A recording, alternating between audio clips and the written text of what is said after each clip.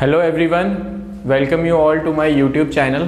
This channel is basically for your mathematics preparation and this will help you out to score well in your board examination.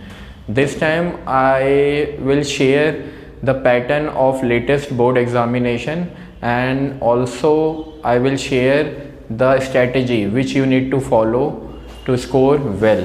This is my first video, so if you feel anything which I need to be add or remove, please let me know in comments so that we will improve by the next videos. So let us start with the pattern first.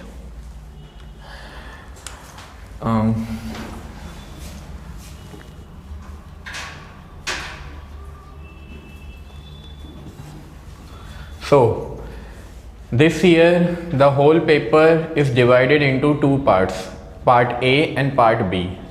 It will consist of total 36 questions. Okay, total 36 questions होंगे और पूरा paper दो parts में divide होगा and the total marks will be 80 marks. 20 will be internal and 80 will be the board exam. Okay, so total questions will be 36 and the whole paper is divided into two parts, part A and part B, right? There will be two sections in part A. Section 1, this section will consist of 16 subjective type questions, very short questions which you need to solve and you need to show the answer as well. You need not to write only answer. सिर्फ आपको answer नहीं लिखना है, आपको solve करके दिखाना. There will be question number 1 to 16. Very short answer type questions. Each carry 1 mark. Right? Now, in section number 2, we have case study questions. I hope you people must aware of case study questions.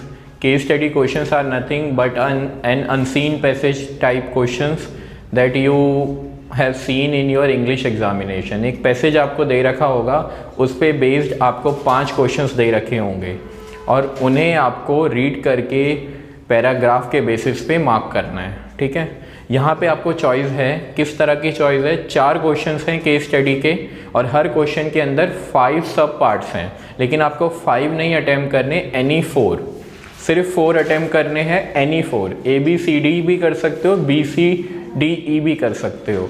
And remember one thing, अगर आपने पाँचों सब parts attempt कर लिए तो जो आपके पहले 4 होंगे वही आपके चेक्ड होंगे. लास्ट वाला आपका सही भी होगा तो भी उस पर मार्क्स नहीं दिए जाएंगे. तो आप अपना टाइम सेव करिए, ऐसा मत करिए, जो 4 आपको आते हैं वही करिए. ठीक है, और ये MCQ टाइप क्वेश्चंस हैं. ठीक है, 4 ऑप्शंस दे रखे होंगे, आपको मार्क करना है.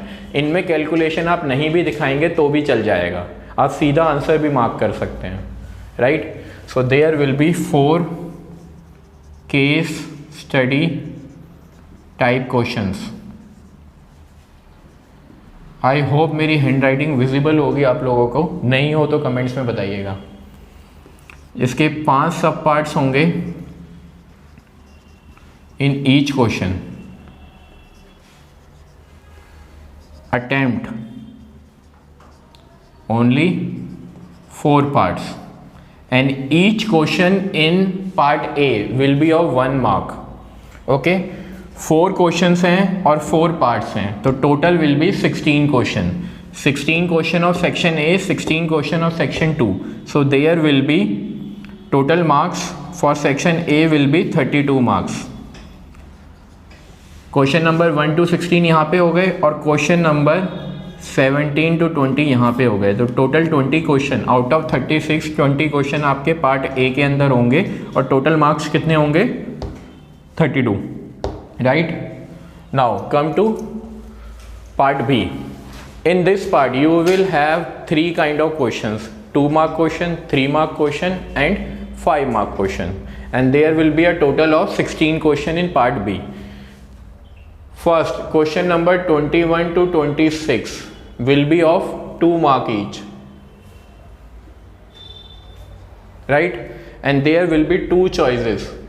How many choices? Two choices from question number 21 to 26. Now come to question number 27 to 33.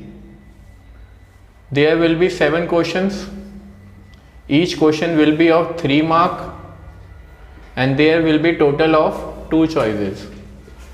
7 question होंगे, 3 मार्क का होगा हर क्वेश्चन और 2 चॉइसेस होंगी. सिमिलरली यहाँ पे 6 क्वेश्चंस होंगे, 2 मार्क का होगा ईच और 2 चॉइसेस होंगी. Now come to the last one, 34 to 36. There will be 3 questions, 5 marks each and 1 choice only. कितनी चॉइस होंगी? 1 चॉइस. टोटल क्वेश्चंस कितने हो गए यहाँ पे? 16. ओके, एंड टोटल मार्क्स कितने हो गए? Total marks will be how much? 48 marks. So from here you can add 32 plus 48. It will be 80 marks. Total paper will be of 80 marks, right? जिसमें सिर्फ 16 आपके MCQs हैं. This pattern is for MCQ only. It is your MCQ. सिर्फ यहीं पे यही 16 marks ऐसे हैं जिन पे आपको क्या करना है, डायरेक्ट आंसर आप मार्क कर सकते हो. इसके अलावा जितने भी होंगे आपको क्या करना है, सॉल्व करना है. ये वेरी शॉर्ट आंसर टाइप हैं, ये शॉर्ट आंसर टाइप हैं, ओके, ये लॉन्ग आंसर टाइप हैं और ये full explanation, right? I hope this will help you out during your board examination. ठीक है, ये पैटर्न है, ये आपको मस्ट पता होना चाहिए. ठीक है, यही इसी पैटर्न पे आपका एग्ज़ाम आएगा. I hope this will help you out and if you like this video kindly do share, comment and will definitely upload our next video. In that video we will share the strategy. क्या strategy आपको follow करनी चाहिए ताकि आप एक decent अच्छी percentage ले पाओ.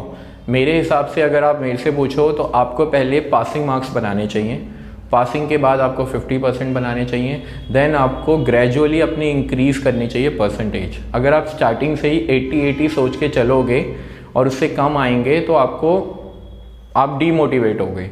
लेकिन आप अभी लो बिल्कुल मिनिमम परसेंटेज लेके चलो कि अभी मुझे पासिंग मार्क्स चाहिए. आप पासिंग के लिए सोचोगे, आप पास हो जाओगे, उसके बाद आपको मोटिवेशन मिलेगी आगे करने की. ठीक है, तो स्ट्रैटेजी ऐसे धीरे धीरे हम शेयर करते रहेंगे. और इसके अलावा भी आपकी कोई कंसर्न हो तो please do share your concern with us in your comments and we are here with you, not till boards, then after also we'll help you out to get a score better in your exams. Thank you very much.